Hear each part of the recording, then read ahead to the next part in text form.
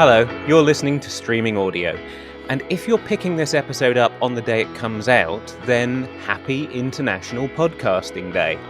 Yes, of course there's a day for it.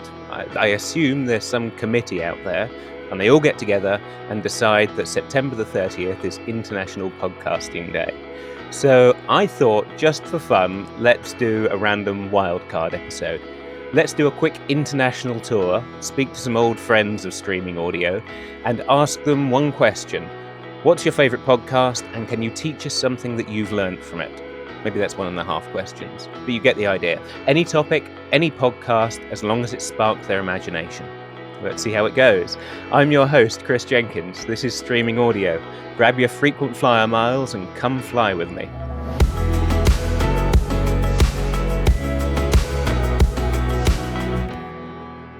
Okay, for this international jet set tour, I think we should start with my first podcast guest. Let's go north of Washington, D.C. to Bill Bejeck. How you doing?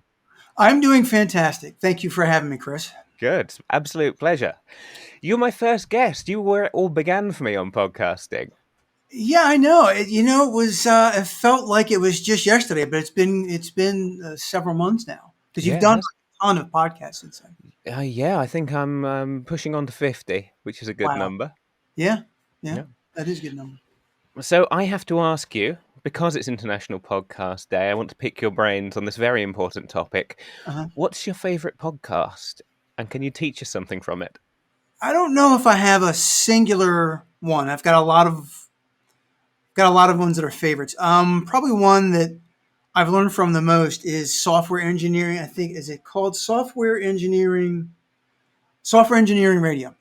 Oh, good name. Good solid name. Yeah, and that it comes out about once a week.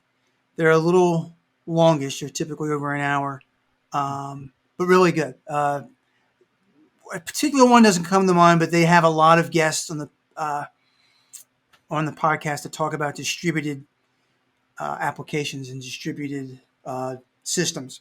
So I always pick up a lot from that. It's always a perennially fascinating topic. Yeah, but one of my other favorites is it's non-technical. It's Shane Parrish. It's called the Knowledge Project. The Knowledge Project with Shane Parrish. Right. I don't really know who Shane Parrish is, but he's got a weekly newsletter that goes out via email that he talks about interesting topics, and his podcast does the same. And he had a guest. It was earlier this year, Matthew Walker, who is a scientist, I think a sleep scientist, but he was talking about the importance of sleep. And I know sleep is important, but I would definitely put myself in the category of, okay, I'm only going to get 5 hours of sleep, big deal. I'll just be a little sluggish the next day. Yeah. A lot of people fall in that category. And then just listening to him talk about the importance of sleep, it really changed my opinion, so that it's gotten me to go to bed at much better times to get more sleep. And it's amazing what maybe this is trivial for a lot of people, but just like an hour and a half extra sleep, making sure you get that minimum of 7 hours really makes a difference. Like a measurable cognitive functioning difference. Absolutely. When I'd have days where it's like, okay, maybe I can't think straight or something like that. It really wouldn't occur to me that I was like that. And then when I started really focusing on getting more sleep, and I noticed that I was sharper during the day and I felt more effective. That's probably good advice. And you've raised 3 kids, so you've been through a long experimental period of no sleep, right? Yeah. I remember with my oldest 2 are twins. When we got to the point where we could get like 4 consecutive hours, that was like, that was a big deal. So yes, exactly. Yeah. I'm not going to dwell too much on my own personal memories of that time, but muscle scars. Yeah, and I don't want to sound preachy with the sleep thing, because everyone has life circumstances and you have to do what you have to do. Yeah. But for me, sometimes it's okay. I'm binging something on Netflix that, the next episode of Peaky Blinders can wait. Yeah. Or the Maybe next I two. should prioritize my mental health over. Exactly, and that's more Yeah, what I'm yeah, getting at. yeah. And then not to besmirch Peaky Blinders, excellent show, but And one yeah, of my but that, favorite theme songs of all time. yeah, exactly, yeah. Mm. The music makes it, or part of what makes it. But yeah, that's probably what I've from podcasts is like really stuck with me. That's a good note. Yes, it's something I must remember to do more often myself. Yeah, Okay, thank you for joining us. We're going sure, to head off. I'm not sure we're heading in the world next, but thanks, Bill. Good to sure. have you Thank you for on. having me again. Bye. Cheers. Bye now. How about next we try Denver, Colorado? Nikoleta Verbeck, are you there? I am. Good to see you. You too. So, it's International Podcast Day. Do you have a favorite podcast? I do. My probably number one favorite is Overland Journal podcast from the Overland Journal. What's the Overland Journal? It's a old school magazine actually that does quarterly editions of itself, going over the world of overlanding. Okay, you have to back up a second. What's the world of overlanding? Overlanding's basically kind of an extension of car camping, if you want to say it that way. Okay. Just kind of like take car camping and mix it with off-roading, and you've got overlanding. Right. People. Okay, I can see how that would be born in America, where you have enough cars and enough space. Oddly, it's not quite known for in America. It's kind of two derives are South Africa and Australia. It's Oh, just kind okay. of new-ish to the States. I mean, technically, we've been doing it out here for a while, just not really under the banner of overlanding. Okay, and so what does one learn on the Overland Journal? All kinds of actually interesting things. You get to learn a little bit of car history, like some of the old Land Rovers and Land Cruisers and FJs and the differences between different ones, like the Helix versus the Tacoma and Tundras in the U.S. So you get a little car history there, and you get to learn like kind of what some people are doing as they overland around the world. Like some folks doing the Pan American Highway, going all the way from the tip of Alaska all the way down to the tip of South America, and trying to figure out how they navigate by the Darien Gap. But you can do it. Well, you got to boat it a little bit, but versus also like some folks that are doing, through from the tip of Africa on the southern end all the way up through and trying to navigate through the Middle East up through Russia and all the sights and sounds they see and the people, and it's kind of some fun stuff. So travel podcast the hard, interesting way. Oh, yeah. That sounds like fun. Yeah. Well, thank you for dropping in on our much easier virtual tour of the world. Yeah. We'll see you again. Cheers, Nikoleta. See you later. Next, I think we should go to the home counties of England. Ben Stopford, are you there? I am here. Welcome to International Podcast Day. Tell me, what's your favourite podcast? Thanks. Yeah, well, first, thanks very much for having me. And what an interesting celebration. So, of a wonderful day. Favorite podcast for me isn't actually a podcast. It's kind of a radio show stroke podcast, but I think it's quite unique, both in terms of format as well as some of the things that come out of it. It's somewhat, typically English. It's a very old running English radio show stroke podcast, which is created by the BBC, and it's called Desert Island Discs. Desert Island Discs. I love Desert Island Discs. Not everyone's going to know how it works, so give us the lowdown. Okay, so it's very, very simple. Basically, they get somebody on to Desert Island Discs, normally someone famous, and they get them to nominate their top 5 favorite songs. So best tracks, favorite tracks that they have. They then play. They also do a book But they then play those tracks, or at least some of those tracks, during the show. And obviously they talk to the celebrity both about music, but also about other stuff that's about them. So you get this, it's sort of very informal. It has this, takes everything in it takes in a bit of a tangent, because normally they're not musicians, they're politicians, etc., or whatever, whoever they might be. And you just get some interesting chat, and you also get some pretty interesting choices. So I think my favorite is actually one by which was given by an English politician who, if you're not aware of him, he's called Ed Miliband. He was an unsuccessful potential leader of our Labour Party. And the reason he has his is my favourite is because his choices, which were I don't want this to sound like condescending or anything, but they're just like really genuine and really cute. So a lot of the choices that people make are a little bit contrived. So David Cameron, by comparison, who was the Conservative leader around the same time, he actually had a really good list of tracks on his, all stuff that I kind of loved.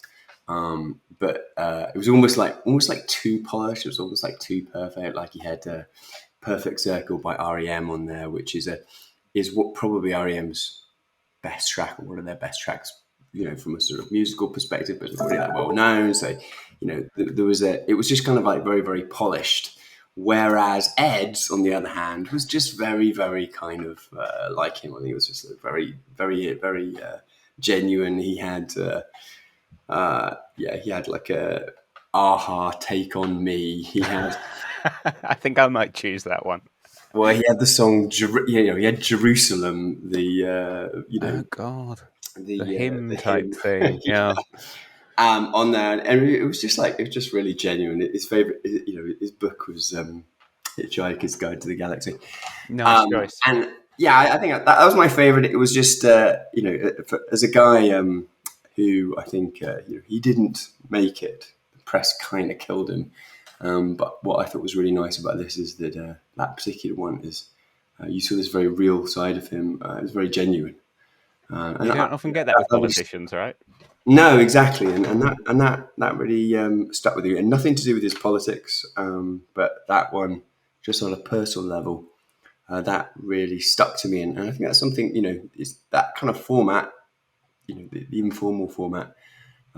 It's nice. It's nice. It brings out a interesting side of people, which I think. Is just that it catches them off their guard, and they give you their favorite music, and they kind of put their guard down and tell you who they really are. Yeah, I think it's a bit more disarming. There's no kind of there's no questions that you have to dodge or just like pretty straight stuff. Yeah, absolutely. Well, I'm gonna leave you with. They always end with one question on Desert Island Discs. So before I go from you, I'm gonna ask you this question: if you were stuck on a desert island disc, Ben Stopford, what one luxury would you take with you? Gosh, the one luxury I would take with me. Well, that would probably have to be, some kind of Walkman downloaded with the streaming audio podcast. I'll slip you a tenner later. Thank you very much, Ben. All right, cheers, Kris. Bye. Now I think it's time for us to head over to San Francisco into the dark realms of Mountain View. Noelle Gallagher, are you there? I am here. Can you hear me? Can you see me? I can see you and hear you. It's nice because normally you're behind the scenes making this podcast happen, right? Yeah, I'm one of the two. Me and a wonderful editor named Kayla work on this. So we've been watching you for so long. We're big fans, and now I'm actually here talking to you. So this is so fun. Yeah, I thought I'd finally get you on because you're in nighttime. You're a YouTube star of your own book series. Yes, you're a massive bookworm, right? I love a book. Yeah. I love a book. So, and I love talking about them. Any excuse I get. So. We'll link to your YouTube channel in the show notes. But I have a question for you. You know what day it is. Do you have a favorite podcast? And can you tell us something you learned from it? You know, there's this podcast out there. It's called Let's Talk About Myths, Baby. So it has like a little play on words. It's really Right. fun. And it just teaches you all about different Greek myths. And the host, Liv, is just so funny, so personable. And she's taught me a lot about Greek myths. I think as I'm getting my master's degree in literature, and she's taught me things that I didn't realize I was missing when I was reading just classics today that aren't even mythical, but there's always an allusion to something. So, yeah, I've learned so much from her. She came out with a book that talks about mythology. So I've learned plenty. Can you give me a specific myth, something I've missed from the great world of the Greeks? You know, I mean, I don't know your knowledge. It might actually be more than me. I don't know why, but whenever I hear a British accent, I go, they must know everything about mythology. I'd like you to know for the record that I never trade on that kind of thing, ever. Honest. Okay. So I don't know your knowledge, but I have always been so interested in the like Persephone Hades moment. Oh, yeah. And I believe that Liv, the host, is also, she understands that that's kind of a popular myth right now. A lot of retellings, a lot of graphic novels, a lot of exploring that myth is really popular just in the book world. So she's kind of leaned into that and talked about it. And I just feel like in her episode, she's able to mix humor with like realness and say like, hey, as like fun as it is to talk about myth, they can be scary, they can be wrong, and let's talk about the things that maybe the new versions aren't talking about. So, Oh, because I always think of that Persephone myth as just being how we explain why there's winter and summer. yeah. She goes down, she eats the pomegranate, something about that. There's Something more about to it. 3 seeds, yeah. But I think people are just really interested in the book world of like the relationship between like, this like daughter of the goddess of earth or mother nature that's like then pulled down to the underworld. So there's a lot of retellings and there's like I think the graphic novel's called Lore Olympus, which is hugely popular right now in the book sphere. Yeah. And it talks all about that. So I think Liv from Let's Talk About Books, Baby, said, has been saying like, I know everyone's talking about this, but let's talk about what really happened. And it's just been really fun. She's great. So, yeah. Okay, I'm going to have to check that out. You must. Thank you very much, Noelle. Good recommendation. Thanks so much, and happy podcast day. Thank you. Bye for now. I'm going to miss Noelle. Maybe we should stay in San Francisco for a little bit. Danica Fine, are you there? I am here, Kris. How are you? I'm very well. How are you doing? Doing well. Bright and early. It's pretty late for you, though. Yeah, as always, time zones are fun. I see your people on the video will see that you're surrounded by plants as usual. Yes. Yeah. Yes, it's a necessity. Okay. I have a question for you and your plants. What's your favorite podcast? And can you tell us something you learned from it? Ooh, okay. Well, disclaimer, I don't really listen to things often. I'm not a music person. I'm not really a podcast person, but the only podcast I have loved is Radiolab. It's an NPR podcast, Radiolab.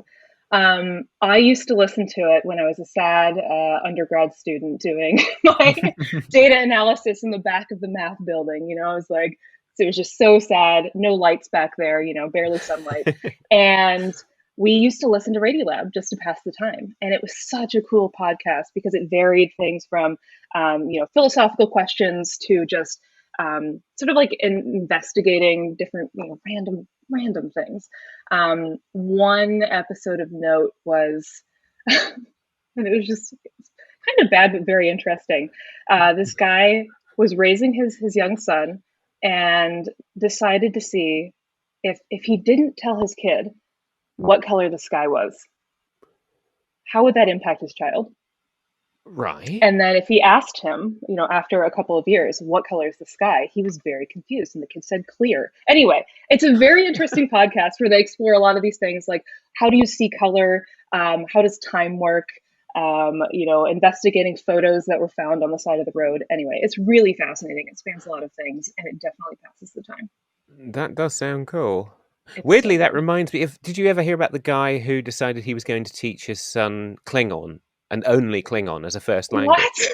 No. Yeah, that was a thing. Some guy, just a Star Trek fan, and he had a child. Maybe he didn't have a partner. That's the only way I can imagine that he was allowed to get away with this. But he taught his son Klingon from birth, and they just spoke Klingon.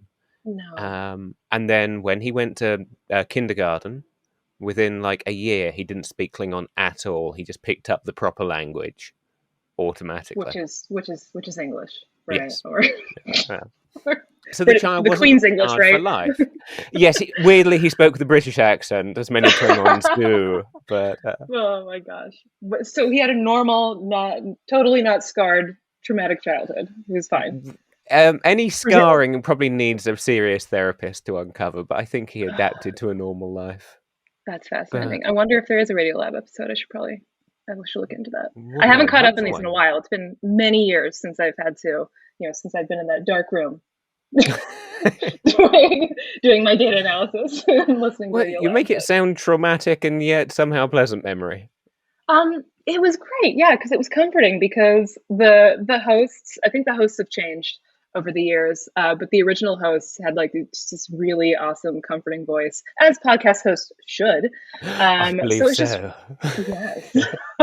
So it was really nice to just have headphones on and know that I had this task list of, like 14 things to visualize or graph or whatever, and listen to an episode or two. It's really cool. Nice. Yeah, that's the thing I love about it. And we have this thing over in the UK called Radio 4 that has a lot of kind of talk radio, but not in the negative connotations of talk radio. It's people talking about interesting things, doing spoken word programs, and I love it. And it sounds like it's on a similar vibe. Yeah, definitely. It's the storytelling aspect that makes it fun. I think I like that. I like to be told, feel like I'm being told a story. Entertain me. You should hang out more with Noelle. Oh, I should. She reads a lot and knows how to storytell. Yeah, that's true. Okay, on that note, thank you very much. Actually, Danica, you know loads of people. In fact, you know everybody in America, I gather. Yes, who should I speak to next? Have you got any suggestions? One that comes to top of mind, Tim Berglund. Have you checked with him yet? Berglund? Now, there's a name I've not heard in a long time. Long time. Okay, let me see if this will work. Mork calling Berglund. Come in, Berglund. This is Mork from York. Did you know, Kris, that Mork and Mindy lived in Boulder, Colorado, which is just about an hour from here? I did, yeah. In fact, it's the only thing I know about Colorado. There you go. I regret that. With all love to my friends who live in Boulder, I find that to be unfortunate. But there you go. Yeah. Come for the podcast, stay for the bold effects. Yes. Tim, yes. You know what day it is? It's in some nations they call it Dia de los Podcast. It's the day of the podcast. It's International Podcast Day. Do you have a favorite podcast? I do. It's tough. I have a couple. I'll pick one. I'll say the two favorites are called Econ Talk and Lexicon Valley. One's about economics, one's about linguistics. Tiebreaker, which are you choosing? Tell us something about it. I am choosing Lexicon Valley because it's easier to talk about in small form. Okay. Yeah. So tell me something about it. What can you learn if you listen to Lexicon Valley? Okay, well, what will you learn? First of all, I think it'd be funny if you're familiar with like my video work and vocal work, and you listen to some Lexicon Valley. The guy John McWhorter is the host. He's got this very distinctive verbal cadence that little bits of it have crept into my work. There's that. I just did it right there. That little thing where you kind of pause and then you go real fast. That's straight John McWhorter, and I love it, and I'm very happy to imitate it. But so a couple of things. Number one, a theme he harps on a lot is linguistic prescriptivism versus descriptivism. So he talks about so-called blackboard grammar. It's incorrect to say me and Sally are going to the mall, even though every little kid, at least in the States growing up, says that. And you have to tell them over and over again, no, it's Sally and I are going. Well, why do you have to tell them? What's going on there? Why did they suddenly learn to speak the language incorrectly as native speakers? That's not a thing. It's not really true that that's wrong. That's just how people use the language. and you have an opinion about it. So he harps on that theme, and that gets into interesting sociopolitical angles, about versions of English that are wrong. That's a tough one, Yeah, especially in the kind of second generation families. I think that's a big thing, right? Yeah. So this is just my defense of my English over against yours. You can't tell me that butter is wrong. Why would I? Just out of interest. But no, bigger thing, cooler thing. I was just talking about this at work a couple weeks ago. Just a little fun linguistic fact, right? There are languages, this is a totally random thing. There are languages that have this feature called evidential markers. Now, a marker is like a sound you put into a word, like to mark the past tense, I paint my room, I painted my room. You put the d on there, and that marks it as past tense. Well, there are languages that have evidential markers. That's little particles or suffixes or things you put into the sentence that tell you how you know a knowledge claim. So, like, they're repaving they're resurfacing the parking lot. That's a statement, right? In English, that's fine. I just said that. It sounded fine. It was clear. I didn't sound like a little baby speaking or somebody not very good at English speaking as a second language speaker. In these evidential marker languages, you actually have to add something that says how you know that. Like, somebody told me they're repaving the parking lot, or I saw with my own eyes that they're repaving the parking lot, or it's kind of common knowledge, implied by received tradition or whatever. You have these little words, and if you don't put them, you're not speaking the language. You sound like a baby or a foreigner or something. Oh, really? It's so that's crazy. Like, that's like the linguistic equivalent of Wikipedia's citation needed, right? Right. And like, I was just giving examples in English of how to, give those knowledge claim justifications, and we have to use what's called a circumlocution. We just have to put some words in and kind of talk about it, and you can leave it out and it's fine. But in these languages, you can't leave it out. And they're like, what? How? You can't just go saying something. You have to tell me how you know it. And it's just that the broader insight is just how dang diverse language is, and all of the bizarre decisions that human languages make about things that are going to matter and things that are not going to matter. And I love it. That sounds really cool. My brother-in-law is a philosopher of linguistics. He's a PhD in it. I would like to drink with him. I'll get him round. We'll listen to the podcast and have beers. There you go. Tim Berglund, always good to talk to you. Thank you very much. All right. Okay, where should we go next? How about we ask my wife? Honey, do you want to be on streaming audio? No, I don't. Go away. Hang on. That wasn't my wife. You're a Monty Python character. No, I'm not. I'm a passable impression of a Monty Python character, played by Terry Jones, God rest his soul. And if he were alive today, he wouldn't Okay. I get the idea. Let's ask someone else. Let me think. Let's head to Kent in England. Ben Ford, CEO of Mission Control. How's it going? It's going very well, Kris. Nice to see you again. Good to see you. International Podcast Day, Ben. What's your favourite podcast? Oh, it's very, very difficult to pin down, but I've gone with the Jim Rutt podcast because I think that's one that many people in tech might not have come across. Jim Rock. Tell us something you've learned from that. Jim Rutt. Jim Rutt. Okay. Jim Rutt. Yeah. So Jim is I think he was the former head of the Santa Fe Institute. So he's a complexity researcher, but he's also spent a load of time in industry, and he gets a wide variety of people on his podcast to talk about all things kind of complexity and social systems, and sometimes very, very technical subjects like machine learning and optimization algorithms. Cool. So yeah, it's very cool. Give us one specific thing. So I'll give you two. I'll do one better than that. So one of my favorite episodes on his show ever was with a chap called Tyson Yunkaporta, who is a researcher from Australia.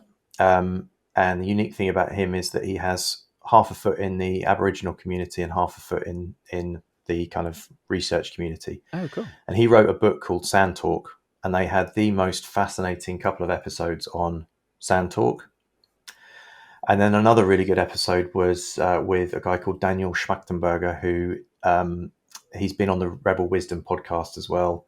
And his episode was entitled The War on Sense Making, which is about how algorithms get in the way of having proper sense making with all of the social media algorithms that kind of mediate all of our attention these days. Oh, like Very things highly recommended. breaking the semantic network of society. Yeah, pretty much. I mean, that's the conclusion, that you essentially can't trust anything these days because everything you see is mediated by these networks that have been appropriated for other people's ends. God, I think I might save that one for a day when I'm feeling emotionally strong. Yeah, it's really good because it's also, it's not just all doom and gloom. It's also Daniel is working on something called the Consilience Project, which is about trying to, what does he call it? Rebuild the epistemology. The way that we are able to know what we know. So the Consilience Project's worth checking out as well. Oh, cool. Okay. Thank you very much, Ben. We'll see you soon. My pleasure. Thank you. Why don't we go and visit Jeff Bean over in Santa Cruz? Jeff, are you there? Hi, yes. Good to see you. Good to see you too, Kris. So, you know what day it is? I'm wondering, you much of a podcast listener? Before COVID, I was a huge podcast listener. I live in Santa Cruz, and all of Silicon Valley is about an hour's drive away. So I was a commuter. It was 2 hours a day or more in traffic. And I picked up the podcast bug during that time. Yeah. Great time. That and audiobooks had consumed rapidly in long car journeys, right? Absolutely. So do you have a favorite? I have two favorites, actually. They're both, I've been listening to podcasts for a long time, so I have a long sort of repertoire of episodes that stick out. The two that stick out to me are, there's an episode of Reply All, which was a great internet podcast, literally a podcast about the internet, where people would ask questions and they would answer, but it would get into really odd and fascinating spaces.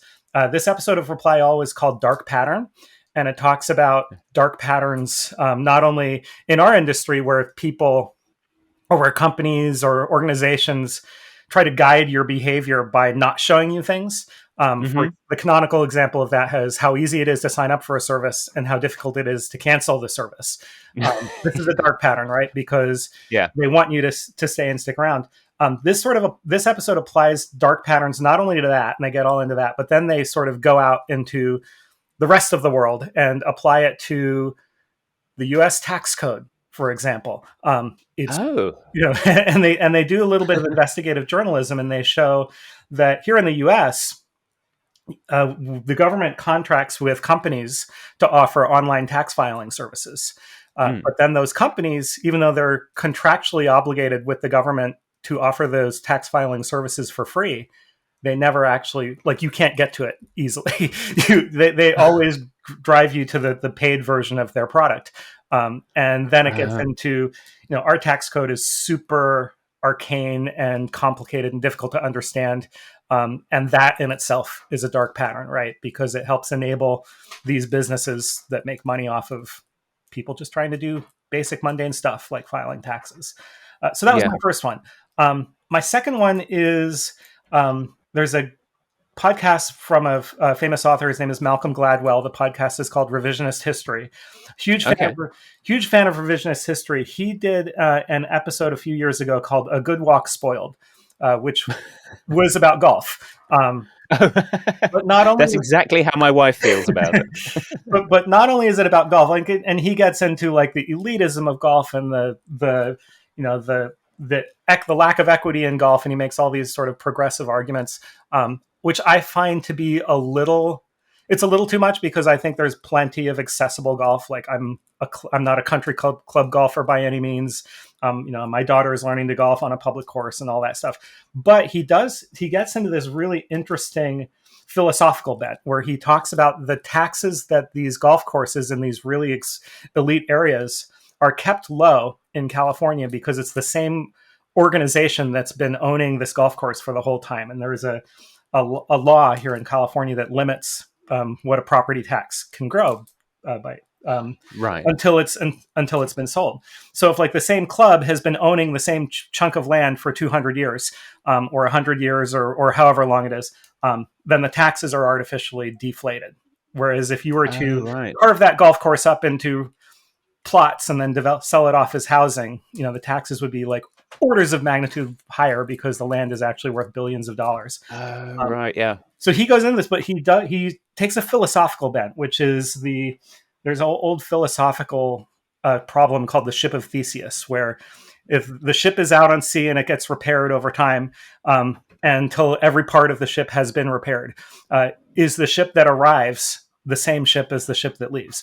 Right? And he applies it to this problem of, is the club that purchased the land of this golf course the same organization as the club that is owning it and running it now?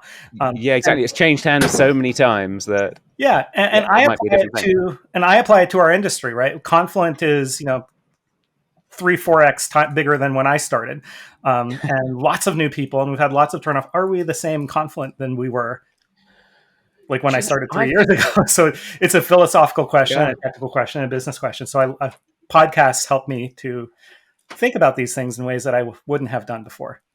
Yeah, absolutely. I think I heard someone once say that all teams are immutable. If someone leaves the team or someone new joins, it doesn't alter the team. It's a brand new kind of team. Yeah. And they took the extreme end of that philosophical thing, and like changing one plank of wood in the ship of Theseus makes it a whole new ship. Yeah, it's really interesting, and I've noticed this just in the team that I'm in. We've had one person leave, 2 people join, and if the dynamics are completely different, and maintaining a sort of cohesion in that is a real challenge. Yeah. Well, we'll have to look out a podcast that kind of helps us to navigate that too. Absolutely. Well, thanks very much for those recommendations, Jeff. They're good ones. No problem, Kris. Catch you again soon. Bye. Okay, crossing the Irish Sea to Dublin, let's try Domenico Fioravanti of the Therapie group. Domenico, how you doing? All good, Kris. Thanks for having me one more time. The finest Italian in Ireland. The only one? No. I'm sure there are at least one or two. There are tons of Italians here, yeah. Okay. Yeah. So I have a question for you today on International Podcast Day. What's your favourite podcast? And can you tell us something you've learned from it? So it was hard because I have many that I liked. I would say that because of my actual passion in the last period, I think my favorite one in recent times is the one about data mesh. One of the many about data mesh by Zhamak Dehghani, we all know probably, was host of the Data Dream Team podcast by Jesse Anderson. Essentially, it's a 3-piece series of the podcast. So the first episode is very short; is an introduction about Zhamak, and then the other 2 are longer, kind of 1 hour long each. And the first one is about data mesh, how it's going. Is it just something like, is it just buzzword, or is it something that will happen or not? It's all about, clearly. I mean, Zhamak was the creator of the one that pushed for this paradigm shift, and they're kind of talking about where we are at the moment now that everyone is talking about it. So this is the first part, and the second part, then we can a bit deep dive. The second part was instead about her book. She wrote a book about data mesh, so it's more about a bit of the details of how, what she talks about in the book on how to implement this paradigm shift. So definitely pretty interesting. I did 1 year ago a training with Zhamak about data mesh, so I already know a little bit about it. But what is good is to get confirmation that what we are doing on our side in Therapie, so in the building of the teams and of the tech organization, we're on the right path in order to be able to implement this paradigm shift. Not today, but in the future, because I'm sure it will happen. It's not our priority, but as we discussed in the past, this is the next step for us. And the good thing is that and they talk about it in the podcast. So data mesh is not something you buy. You don't go to someone and tell them, give me a data mesh as a service, and I pay whatever you want per use. No, it's a paradigm shift. So it's a lot of things together that has to happen in a long period of time. And one of these is the people side of it. It's not only tooling. Often the hardest. Yeah, and often the hardest, which means you need to have an organization which is ready to adopt data mesh. That's why it's very hard for companies that are big. They have already a lot of software. They already have a certain organization of people which is not probably ready for that, and probably to them it will be harder to do this shift. In our case, again, like we've been building the tech org from scratch, as you know, and we started 2 years ago. But because we implemented the modern way of building tech org, I would say that we are ready. And it's good to have confirmation by what Samak says in the podcast and in the book. The fact that, again, first of all, the people part is very important. And also the way that the team, in order to be able to implement data mesh, they need to be cross-functional, autonomous, and domain-oriented teams. Because again, like what data mesh says in a few words, essentially is that instead of having a separate data team where everyone is throwing data and then they'll have to do something and give an output, data mesh is kind of distribute this ownership and make it closer to what the data is generated, and bring this the ability to do work with data in close to the cross-functional team, where there is also data knowledge. This idea that the team that creates the data, it becomes responsible for that data as a product that's as important as all their other APIs. Correct, 100%. And again, for me, I like the podcast because it confirms a lot of things, and it confirms the fact that we are building the tech org in the right way. So even if we are not yet there, but we are putting the foundation to be able to implement the data mesh paradigm. So from the people side, we're good at the moment. And I think that Zamak as well, from what she says, she probably has read, as I did a couple of years ago, the Team Topologist book, which is kind of a Bible in my opinion. So it says a lot of very interesting things about how to build a modern tech organization. And again, it's good to have to see that we're doing well. Nice. We get a podcast recommendation and a free book recommendation from you. Yes.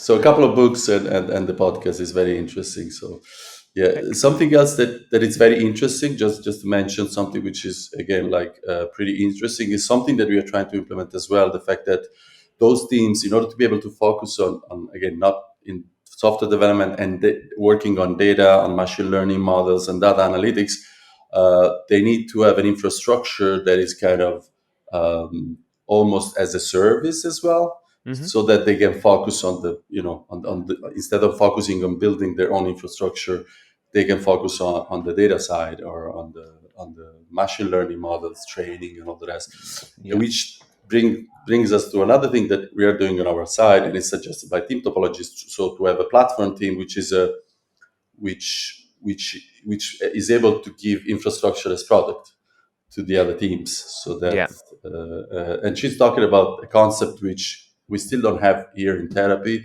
but I think with the growth, as soon as we grow inside, we'll probably introduce to have a product manager inside the platform team. Right. Yeah, I can see how that would work. Because the platform is a product at the end for the other teams in the company, right? And that's where you need a product manager. Yeah, absolutely. If you want to supply it as a service, you've got to have someone in charge of making sure it's useful for the users internally, right? Correct. So the internal customers, essentially, yes. As always, an interesting future for your company. Yes, hopefully, yes. Clearly, those things come with the sides. Like at the moment, we're not yet there, but I think it's good to be ready again. Like, because those shifts are very hard to do. I mean, we've seen this in the past with monolith to microservices, right? It's easier to start from zero than to move from something to something else, especially if you're a big size company. And also, there is also a moment where it's worth it to do it again. Like in the podcast, again, it's very interesting because they do a parallel between monolith versus microservices, and that happened some years ago versus whatever has happened today, data lake, data warehouse versus data mesh.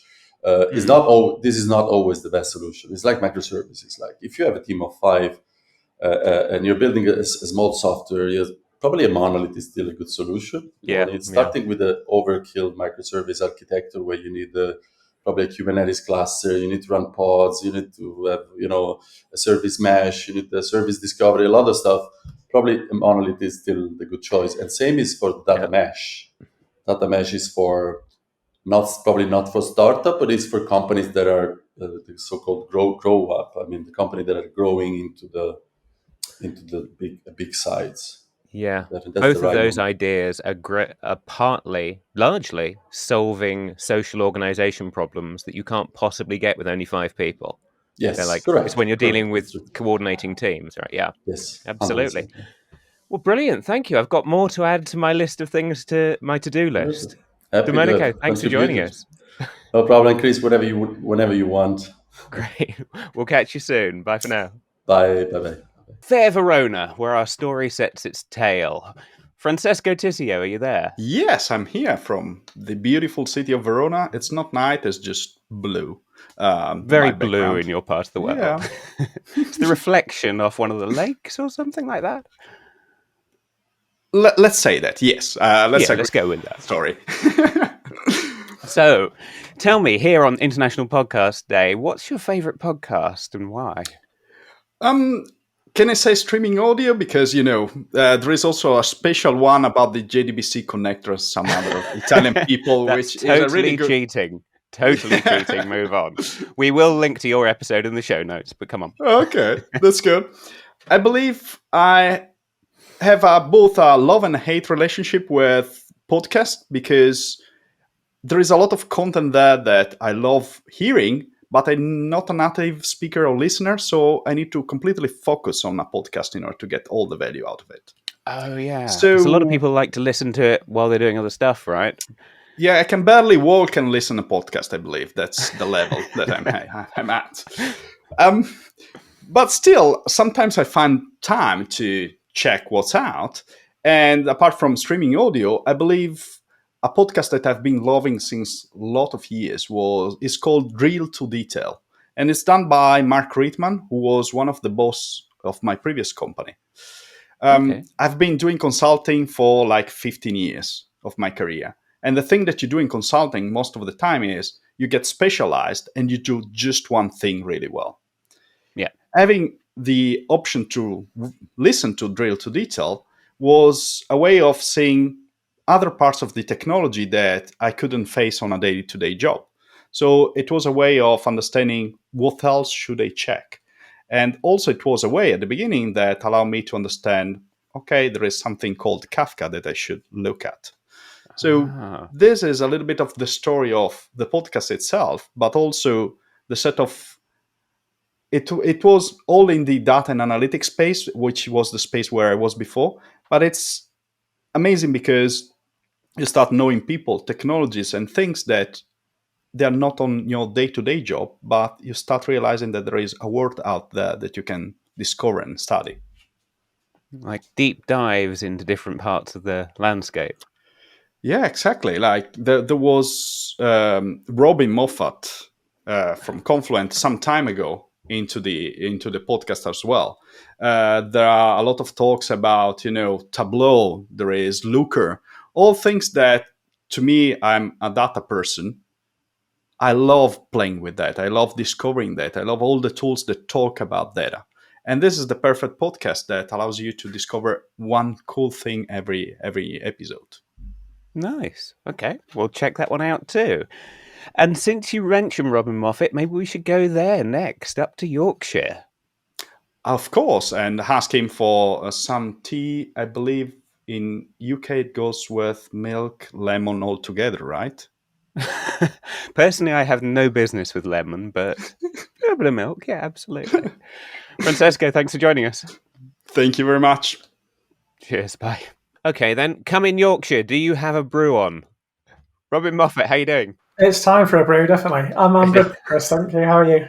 I'm very good. Yeah, it's always time for a brew. Yeah. But in the meantime, happy International Podcast Day, Robin. Indeed. The same to you, Kris. It's been the highlight of my year.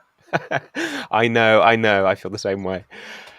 Tell me, what's your favourite podcast? Tell me something about it. Well, I've actually got three for you. I know we chatted before, and you said maybe two, but I've got three. I've Bonus got episode. two non-techie ones and one techie one. So my first one, the reason I'm going for three is I've got one techie, two non-techie, and the non-techie one is the first one is Dan Carlin's Hardcore History, and it's a podcast that I subscribe to, but it's not really a podcast like you would like. This is a podcast. It's basically these immense 5-hour marathon sessions in which he just tells you anything you want to know about periods in history. Right. And it is just fantastic. So it's not really a podcast in the traditional sense, but it's amazing. It's really accessible and it is so fascinating. So he talks all about the Second World War, the First World War, Celtic history, just all these different periods of history in super depth. It's fantastic. So that's my first one. Because my history education kind of stopped at school and really needs some fleshing out. Yeah, it was. It was last year actually when I was doing some training for a marathon, and I thought, right, I'm going to put these on, and you're going for a long run, and you just get so into it. It's not the kind of thing you can dip in and out of. You have to, because he goes proper deep into it, so you have to be with his train of thought on it. But it's just, it's excellent stuff. Yeah, and podcasts are perfect for running. Oh, they are. They definitely are. Okay, give me your second recommendation. My second one. So, we'll go for the other non-techie one. So this is Lex Friedman, and this is traditional podcast stuff. He interviews a bunch of people and really interesting range of people. So there's a link I'll send you to put in the show notes. He did an interview recently with John Carmack, so the guy who wrote Doom, Yeah, it's fantastic, and they're quite lengthy ones as well. And this particular one's 5 hours, but usually 2 hours, 3 hours. But again, more that you can just dip into and out of as you need to. But really interesting stuff. So he speaks to him. He did one interesting recently with a guy who was an ex-KGB agent. Oh God! People in the crypto space, which I think you'll probably like, just kind of the philosophers. It's just really broad range of people, really interesting. Oh, cool. Okay, definitely check out that one. And taking it back to tech, what's your third one? Tech, the data engineering podcast is really interesting. It's it covers people who are in practitioners and also the technologies, so people developing new technologies come along and speak on it. There's a really interesting one with a company called YotPo. I don't know if that's how you actually pronounce it. A company based in Israel, and they're actually coming to Current in October to do a talk there. Because I heard them on the podcast. This sounds amazing. So let's see if we can get them come along and speak there. Oh, cool! But that's a really good one as well. Groovy. That's an excellent series of suggestions. There we go. You asked for one, you got three. Robin Moffatt always delivering extra value. Absolutely. Right, thank you very much. I'll leave you to go and get the kettle on. Cheers, Kris. Have a good day. Cheers, you too. Okay, let's try somewhere properly far away. Sydney, are you there? I'm calling in from Sydney. It's so good to see you today, Kris. Nice to see you, Simon Aubury. Thanks for joining us. Oh, it's fantastic to have the opportunity to join you so far away and talk about one of my favorite things, podcasts. Ah, are you a big podcast listener? Yes, I am. I actually opened up my phone just prior to this and opened up one of the stats pages to see how much time I invest on listening to podcasts. It was pretty alarming, I've got to say. What are the numbers? Come on. Okay, so according to my app, I started listening on the 13th of April 2017, and I have listened to 185 days and 9 hours. 185 days? Yes. Oh man, you're the podcast marathon. You should be the absolute best qualified person to answer the question, what's your favourite podcast? And tell me something you've learned. Well, this is a trick question, of course. My favourite podcast, of course, is Streaming Audio with some guy called, hang on, it's on the tip of my tongue, Chris Jenkins, I think it is. Yeah, he's the new guy. I think he's turning out okay. Yeah, I like him. I think your real question is what's my second favorite podcast? Yeah, let's go with that. And that way people won't realize I've slipped everybody a fiver to say nice things. Absolutely. Well, I've got to say, Kris, my second favorite podcast is actually from a guy called Tim Hartford. Tim Hartford? It's a guy from your neck of the woods. He has a great podcast called Cautionary Tales. And I think in their blurb, they describe this as true stories about mistakes and what we can learn from them. It's a really interesting and quite thought-provoking podcast that I quite enjoy. I'm not sure humanity is ready to learn from its mistakes, but it doesn't seem like something we do brilliantly. Yes. Tell me about an episode. Well, they do have a number of clickbaity titles, so I've got to tease this with some of their clickbaity titles. There was a great episode about voting in a monkey as a mayor, and some lessons learnt on the way. There was a great episode about photographing fairies and some of the hijinks that came off the back of that. I remember the fairy photographing craze. Not firsthand, I'm not that old, but yes. Yeah. But my absolute favorite episode was called Bowie, Jazz, and the Unplayable Piano. And in short, it's a great story about getting out of your comfort zone and how disruption can feed creativity. Are we talking about the Bowie? Yes, and some of the inspiration for some of Bowie's hits came from this sort of mindset around causing deliberate obstacles. I think they're called oblique strategies, where you actually want to force creativity by putting some constraints. Oh yeah, because there's a classic, like it's like a deck of cards by Brian Eno called Oblique Strategies. Exactly. That has, like, if you get stuck, pull out a card at random and it will give you new problems. Yeah, and right up there with swap instruments and use an instrument that you've never used before, or avoid a particular chord. So I'm not a musician, but I did enjoy some of the things I learned from this podcast was how injecting a level of randomness or putting some constraints or obstacles in the way can actually force a level of creativity. Yeah, those lessons on creativity transfer from music to art to programming, I think. Yeah. Oh, cool. Right. You had me at Bowie. That's going straight to the top of my list. Absolutely. And if I probably can't do the podcast sufficient justice, but there was one story I really loved. And it was a story of a pianist called Keith Jarrett. And this is back in Keith Jarrett. Yeah, 1975. And he was to appear at this sold out auditorium in Cologne. And he turned up, and there was a bit of a logistical mistake. So he was expecting a very large, sort of well-tuned piano, but he turned up and found out that what was actually on stage was this tiny, almost like prop piano that was out of tune. It had keys that didn't work. Some of the keyboard pedals didn't work, and he described it as an unplayable piano.